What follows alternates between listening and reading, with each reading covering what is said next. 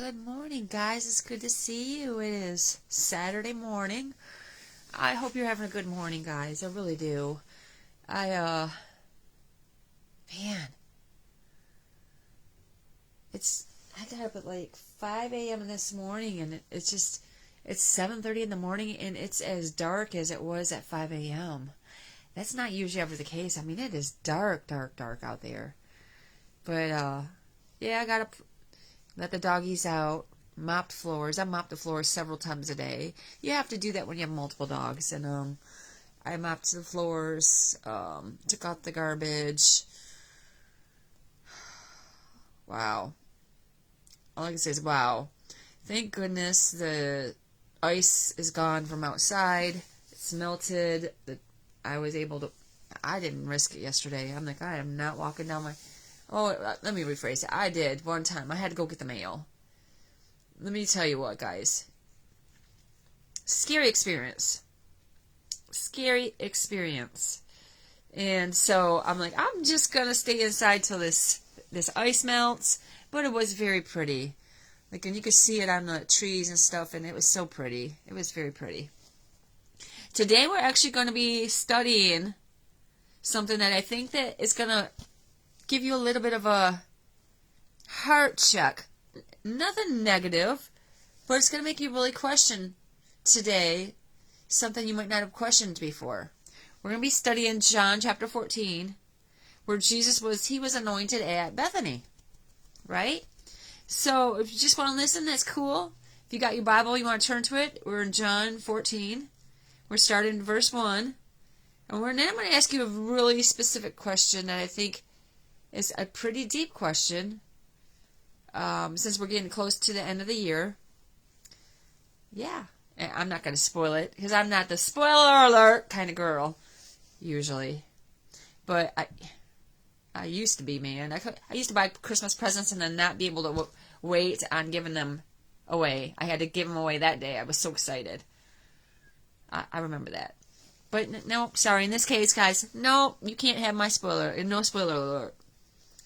So we are in John 14. It says, Now the Passover and the Feast of Unleavened Bread were only 2 days away.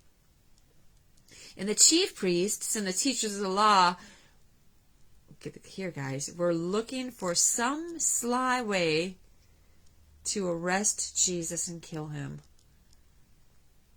Priests and teachers.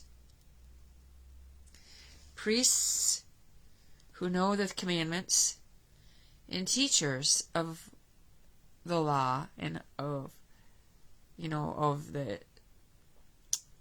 Jewish temple, were considering breaking one of the laws, thou shalt not murder. Wow, right? So they were looking for some sly way to arrest Jesus and kill him, but not during the feast, they said, or the people may riot. So here you know right already that this is a jealousy factor. Jealousy can get us into some deep stuff if we are jealous. If you're jealous of something or somebody, put it away. Get rid of it. It's not healthy. Let me say it again. It's not healthy. When you're jealous of somebody, that's like coveting, right? That's wanting what they have. Don't. You should be thankful for who you are, what you do in your life, because your life is just as special, just as valuable, just as unique, just as important as theirs. I think somebody needs to hear that again today. Your life is just as important, just as valuable, just as unique, right, as anybody else's. While he was in Bethany, reclining at the table in the home of a man known as Simon the leper. Okay, so clearly it's somebody he had healed, a leper, right? He reclining, picture Jesus reclining at a table. So he's just doing this. Now for rest.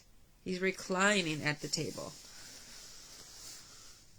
While he's doing that, it says, a woman came with an alabaster jar of very expensive perfume made of pure nard.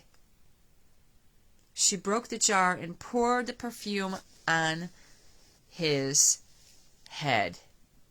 So let's stop here for a minute, because I want to go over this with you really slowly, right? First of all, we got a woman interrupting the party. Was she invited? I don't know if she was invited. I don't know if she was invited or she just showed up. To me, it seems like she probably just showed up, right? So here, what is an alabaster box? What is an alabaster box? And here is what we're going to say. I'm looking it up on Google right now because you know what? Okay, hang on. Oh, hang on. I got to, we got our Google talking like a, all right, we know. I want to just study something specific, but it was easiest just to, okay, thank you. All right.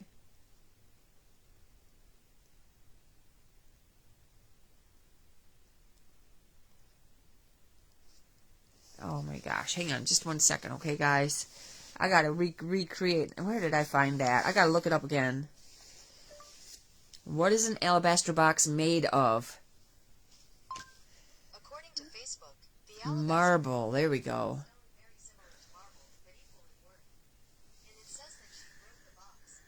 Okay.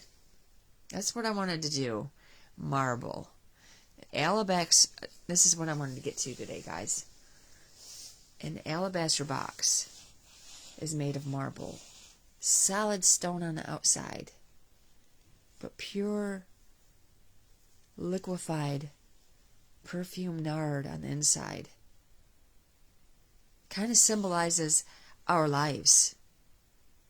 Some things in our life that carry the most prized treasures in our heart that are either positive or negative, because sometimes you guys, you and I know that we can hold on to and carry negative memories in our heart that become like a treasure. We treat them like a treasure. We shouldn't, but we do. We treat them like a treasure because we're always afraid that, I shouldn't let go of that, because if I let go of it, then I let go of part of me. Did you ever feel like that? Do you ever feel like there's things in your life like you don't want to let go of? Because if you let go of them and you get healed of them, it'll change you as a person. I ask this because, this is common, guys. This is quite common of the enemy to give us that lie. You don't want to let go of that. You don't want to let go of that because it makes you the person you are today. Hold up, guys. Hold up. Does that memory make you the person you are today, or does Jesus make you the person you are today? Right? So the symbol of this alabaster box, made of marble on the outside, right? Solid, hard marble. Wow, right? In a lot of cases, right? Marble is what color? Black, right? But inside of all that hardness is a beautiful gift God has given us to use. And I did mention sometimes those things we carry inside those walls of the stony heart we sometimes have. We feel like our gifts, and they're not, but we can use them for the glory of God. Yeah? We can use them for the glory of God, and here's why. Because Jesus said they overcame by the blood of the Lamb and the word of their testimony. You can overcome by Jesus and by sharing your story with others. And it helps them overcome. That is like that pure nard. That liquefied, sweet-smelling incense perfume. Right? You're offering up a sweet incense to God when you glorify Him in the midst of a hard situation, and you share it as a testimony of how God's love caused you to survive. Okay? So that's why I really wanted to get, what is your alabaster box today? And have you broken it open yet? As a sign of adoration to Jesus. Have you poured it out as a love offering for Jesus yet? I mean, you guys carry a lot of stuff inside. Some is hurtful. Some is beautiful. Some are talents. Right? Some are testimonies. Whatever it might be. But whatever it is, have you broken it at the feet of Jesus yet today? Have you presented it as a sweet-smelling fragrance before Jesus? And if not, when are you going to do it? When are you going to break open the hardness around that one event or situation that happened in your life and allow Jesus to use it for the glory of God? When are you going to allow Jesus to use it for the glory of God? Oh, yeah. Did you know that even the hardest times in your life, the most shameful times in your life, the most discouraging times in your life, the most grievous times in your life can be like an alabaster box full of pure perfume and oil for Jesus and others? Did you know that you can open it? Guys, it's safe to open up that memory. It's safe to open up that memory and give it to God and share it with others. It's safe. Now, why is that? Because Jesus himself said, what? That you will overcome by him and by the word of your testimony, right? A testimony is not a test of your monies. Let me say that again. A testimony is not a test of your monies. A testimony is testifying of the goodness of God in the midst of your monies. Testifying of the love and the grace and the mercy of God in the midst of your monies. And sharing how you're still here today because of Jesus. That's called a testimony. So my question to you today is, have you broken your alabaster box open and presented it as a gift unto Jesus for the sake of others? I'm here to tell you today that it is okay for you to share your story with others. Now, there's going to be some people out there who they have had it planted into their mind. Okay? Let's expel the lie from the enemy right now. There's some people who have been taught their whole lives that it's not okay to talk about your past. It's not okay to talk about your hurts, your habits, your hang-ups, your screw-ups, or anything else. But I'm here to tell you that it is not only okay for you to talk about your past, but it's beneficial for you to talk about your past, because in doing so, you can share the fact that Jesus helped you make it through. Jesus helped you make it through your past. Right? It's beneficial for you to share about your past so that other people may understand and relate to you and find hope for their life and their journey. Now, you might have had family members tell you, you shouldn't talk about this. This should be a private affair. You don't talk about this, honey. This is a private affair. Right? You might have had an enemy whisper to you, you shouldn't talk about this because you might hurt somebody's feelings that was the perpetrator, or you might hurt your family's feelings and embarrass them. I'm here to tell you that it's okay to talk about it, because the word says what Satan intended for evil, God turns around for his own good pleasure.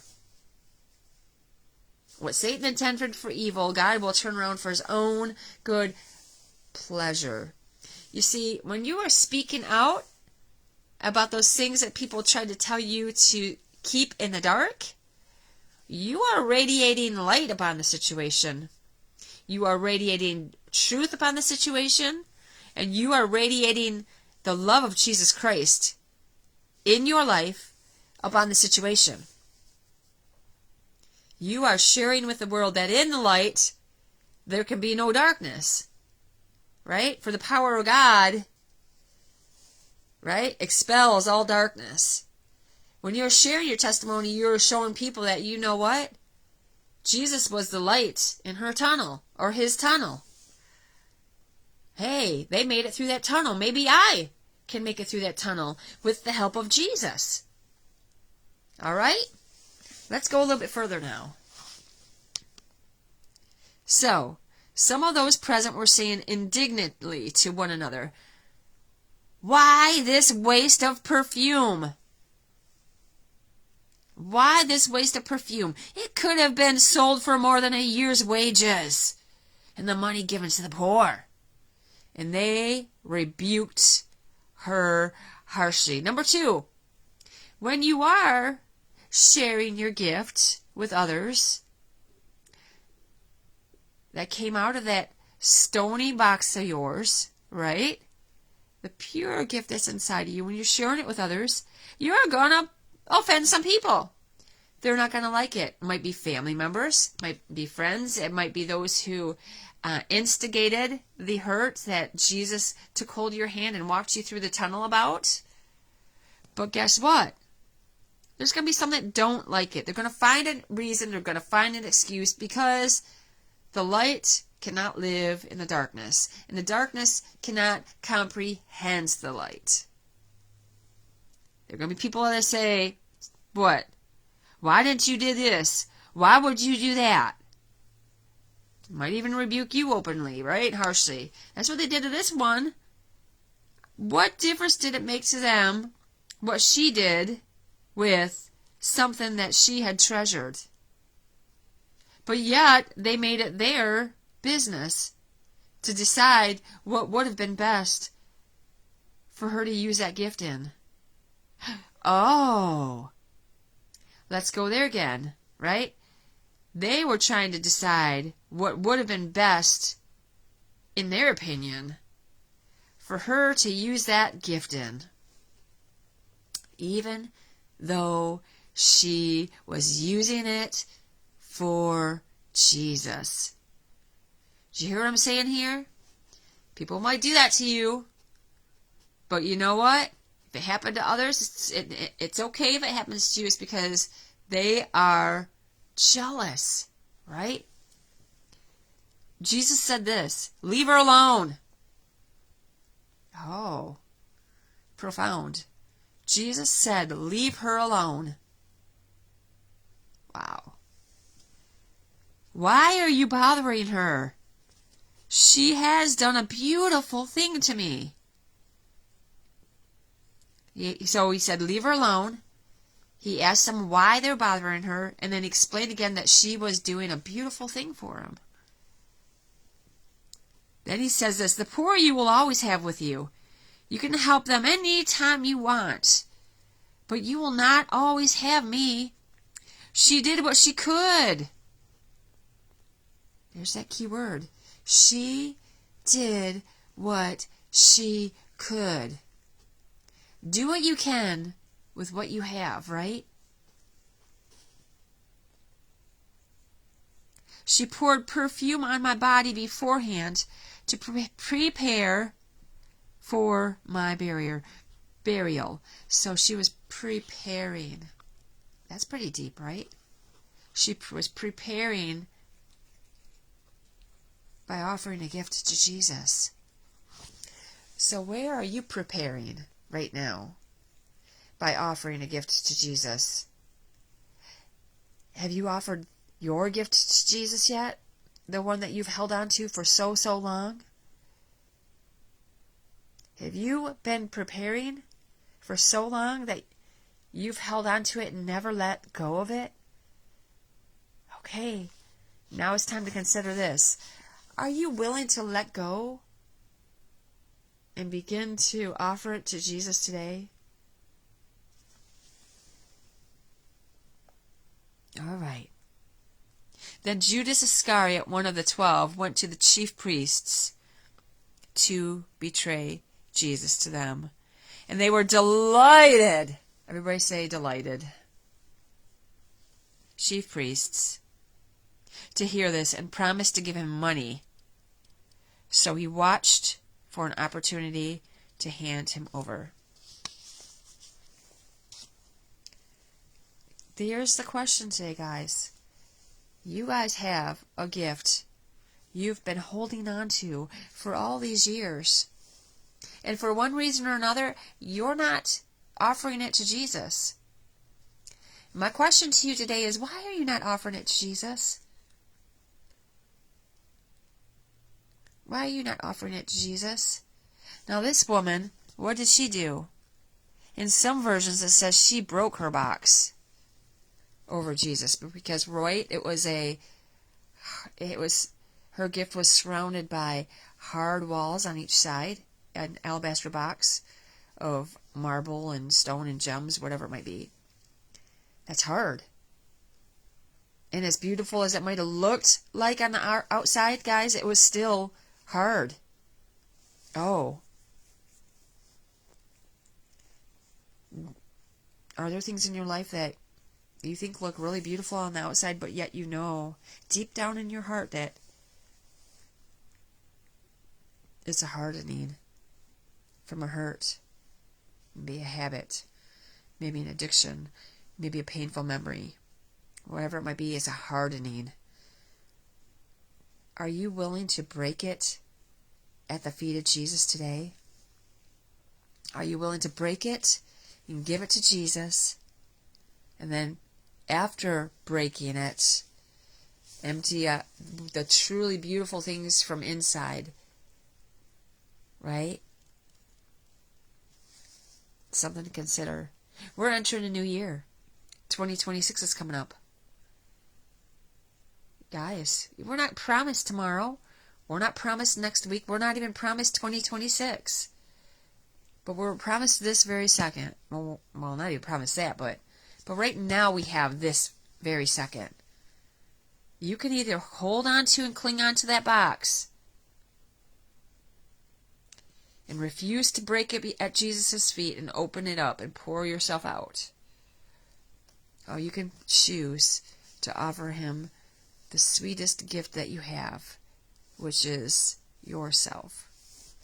And in doing so, also offering that gift to others. So I'm going to ask you today, are you willing to give it to Jesus? Are you willing to break yourself open and offer yourself to Jesus? Everything that's ever been inside of you. Yeah. Read John chapter 14. And pray about that. And think about that and chew on it. Okay? God bless you guys. I hope you have a great day. But before we end, I'm going to read this little devotion. I think that would be perfect for today because we're in Christmas time. And it's called The Gift for Jesus. It's by Millie Stammen. It says, Jesus was being entertained in the home of Simon the leper. And as he sat there, a woman came to him, bringing an alabaster box of ointment of spikenard and very which was very precious, and this she broke, and she poured on his head. Judas was critical. It seemed such a waste, such an extravagance, accomplishing no useful purpose. He felt it should have been sold and the money should have been given to the poor. But Jesus could see into her heart. It was filled with love for him, and he was encouraged by her display of love. She had used her money to purchase the ointment. She used her time to pour it out on his head. He knew that her desire was to give him that which was precious to her. So he said she did what she could in verse 8. It was not the value of her gift that was important, but her motive in giving. And for this she received the praise of the Savior, who, whenever the gospel is preached throughout the world, what she has done will also be told in memory of her. Verse 9. Nothing ever given to Jesus is wasted. I love that. Ending it with that. Nothing ever given to Jesus is wasted. Are you willing to give yours to Jesus today? Break it open, man. Time to just break yourself open. Let go of the things that have hardened your heart and share with him from the genuine depths of your heart. Your gifts, your callings, your emotions, your thoughts, your feelings, your hurts, your habits, your hang-ups, your addictions, your love, everything you have in there. It's time to give it to Jesus as a gift offering so that other people can see it. Give it to others too, right? God bless you guys. Have a great day, and I will talk to you later. Bye.